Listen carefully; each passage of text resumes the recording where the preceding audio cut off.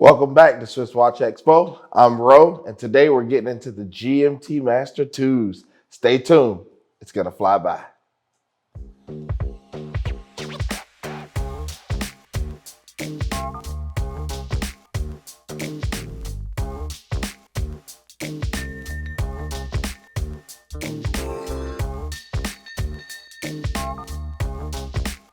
So, welcome back. Today, we're going to go into a few of my favorite pieces. We grabbed pretty much the stainless steel versions of it. I am missing one of the new stainless steel family members.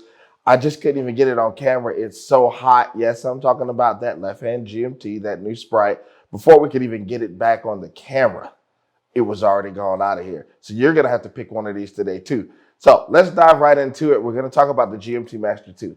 Now, this watch, originally created for Pan Am in the early 1950s, was that piece that actually had a purpose. Pan Am reached out to Rolex and said, hey, we're having an issue with our divorce rate. A lot of our pilots are having problems with timing, with their wives. So we need your help. We need something that can actually create that little bit of balance or actually help with that. So that's why you actually have the two different colors on your bezel. Why you have a lighter color for the daytime hours, you're gonna have a darker color for the nighttime hours. So it makes it easier for a pilot to know, hey, when I'm calling home and it's 1964 and clocks are not in every house yet and electricity is not everywhere yet, I can look down at my watch and, hey, I know these are the hours that she may be asleep or putting the kids to bed. So there's not really a problem. I just need to call back at another time. So even talking about those things, let's get actually more into it itself. With the actual GMT-Master II hand, that second hand, that can be a different color. It can be red, it can be blue, it can be green. It can actually be a few different colors, especially with the newer model styles.